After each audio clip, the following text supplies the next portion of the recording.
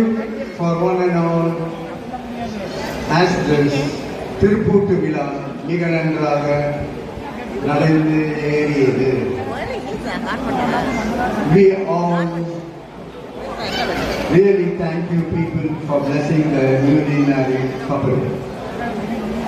இந்த நமது வீட்டு திருமணங்கள் சுயமரியாதை திருமணம் என்று அழைப்பார்கள். Because we don't have all the rituals like ஐயர்மார்கள் அவர்களை வைத்து சடங்குகள் எதுவும் செய்வதில்லை. In contrary, we with the parents blessings அவங்களுடைய சம்மதத்துடன் இரு வீட்டார்கள் குழுமி இருக்க நடைபெறும் இத்திருமண திருப்பூட்டு விழாவானது தன்மானத்தை பிரதிபலிக்கும். So this is how we celebrate our marriage ceremony here in India. Wherever we travel, that is from the Nada community, we expect self-respect. அதாவது தன்மான உணர்வு பெண்ணுக்கும் ஆணுக்கும் உரித்தாகும். இருபாலரும் ஒருவருக்கு ஒருவர் விட்டு கொடுக்காமல் வாழ்வதுதான் வாழ்க்கை. We will expect them to lead their life and beget children and raise them, rear them very nicely by teaching them all our நற்பழக்கங்கள், அதாவது virtues, நல்ல நற்பண்புகள், நமது சமுதாயத்தில் கடைபிடிக்கும் சிறு சிறு விஷயங்களை போதித்து பெரியவர்களை முதலில் வணங்கி வாழ்த்தி பிள்ளைகளுக்கும் அதிகாரம் சொல்லிக் கொடுத்து வளர்ப்பதுதான் நம்முடைய நாடா கம்யூனிட்டியினுடைய அன்றாட வழக்கம். Because we respect our elders in the first place. மாதா பிதா குரு தெய்வம் என்பதை நாம் உண்மையில் நிலைநாட்டிக் கொண்டிருக்கிறோம். That is, parents கையால் திருப்பூட்டு விழா திருநாளம் திருமங்கலத்தை எடுத்துக் கொடுத்து வெரி சிம்பிளாக பட் வெரி கிரேட்டாக நடக்கும் இந்த திருமண வைபவத்திற்கு நீங்கள் சாட்சியாக வந்து வாழ்த்தி அமைத்து இரு வீட்டார் சார்பிலும் நன்றி நன்றி என பல கோடி நன்மைகளை சமர்ப்பித்து உங்களுக்கு நாங்கள் நன்றி சொல்ல கடமைப்பட்டிருக்கிறோம். And moreover, the first thing the couple have to do is they have to love each other. What is meant by loving? That is respecting each other. ஆணும் பெண்ணும் பேதமின்றி பெரிது சிறிது என்ற பாகுபாடின்றி இருவருக்கும் ஒருவர் விட்டு கொடுத்து வாழ்ந்ததுதான் வாழ்க்கை. அர்த்தர் நாகேசர் போல் நகமும் சதையுமாக எண்ணமும் செயலாக எண்ணெயும் திரியாக ஒருமித்து மேடு பள்ளங்கள் வாழ்வில் வந்தாலும் விட்டு கொடுக்காமல் ஒருவரை விட்டு கொடுக்காமல் வாழ்தலே இல்வாழ்க்கையின் இல்லறத்தின் சிறப்பு ஆகும். அதாவது இப்பதான் ஒரு ட்ரெண்ட் ஆயிடுச்சு குட்டி கதை என்றால் it is just a sample. அதாவது ஒரு காட்டில் இரு யானைகள் இருந்ததால் அப்பொழுது வறட்சி நிலை, தண்ணீர் வந்து என்றுமே கிடைக்காத ஒரு நிலை, ஒரு சின்ன பாண்ட் குட்டை அதில் இருந்தது. அங்கு அந்த பெண் யானையும் ஆண் யானையும் ஒருமித்து தண்ணீர் குடிக்க சென்றன. அப்பொழுது இரு யானைகளும் துதிக்கையை தண்ணீருக்குள் விட்டன.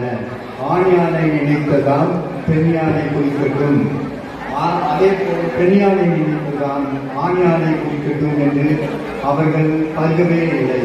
So what happened to the pond? அது குறையவே இல்லை.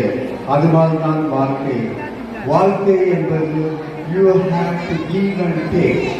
That policy and honesty That is the main thing we expect from this newly wedded couple.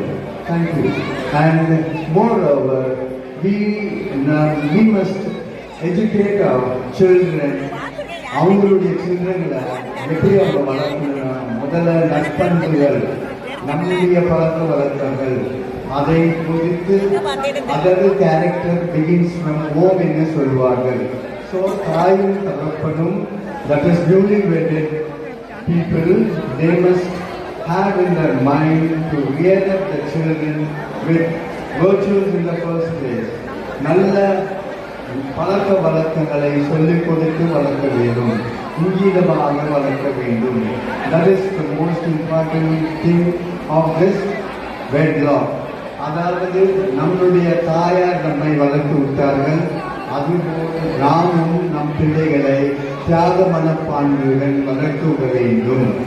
That is, we have to bear all sort of burdens for the sake of our children. அதாவது sacrifice is the seed of life என்பார்கள். So the parents என்றால் சும்மா குழந்தை பெற்றுக்கொள்வது மட்டுமன்றி அவர்களை நன்றாக வளர்த்தல், rear them very nicely to become as a better citizen and one among the best citizens in this society. So we have to educate them first. நல்ல நல்ல நல்ல நல்ல நற்பண்புகளை கொடுத்து வளர்க்குதல்.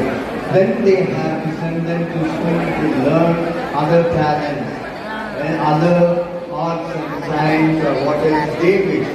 அந்த பிள்ளைகள் என்ன விரும்புகிறார்கள் என்பதை பார்த்து அதே வழியில் அவர்களை செலுத்த வேண்டும். We mustn't dictate terms to them, but we must give them the independence to grow very nicely. That is the main thing. இப்பொழுது நம்முடைய சிஎம் என்ன சொல்லி இருக்கின்றார் என்றால், இப்ப 26 நடக்குது இல்லையா, அவர் என்ன சொல்லியிருக்கிறார், 2036 தமிழ்நாட்டை ஜிடிபி நல்ல உயர்வான நிலைக்கு கொண்டு வருவோம். தட் இஸ் 1.5 trillion, மில்லியன் இல்ல ட்ரில்லியன் அளவுக்கு கொண்டு வருவோம் என்று சொல்கிறார்கள். அதற்கு முதற்கண் அடிப்படையாக as the stepping stone நமது நாடார் சமுதாயம் we must act constantly to be as an example to this society, to this Tamil Nadu, not only to Tamil Nadu but also to the India, not only to India but also to the world, because we have all sorts of sympathy and affection towards the people. So நம்ம அந்த 1.5 trillion இது நான் என்னன்னா ஒவ்வொரு தனி மனிதனின் வருவாயும் 22 லட்சம் per annum ஆகும். அதை சாதிக்க வேண்டும் என்றால் we must constantly work very honestly. Thank you for giving this opportunity. Let us pray that Tamil Nadu will be as the best example to this world. Thank you for coming and celebrating this wedding very nicely. Thank you once again. Thank you.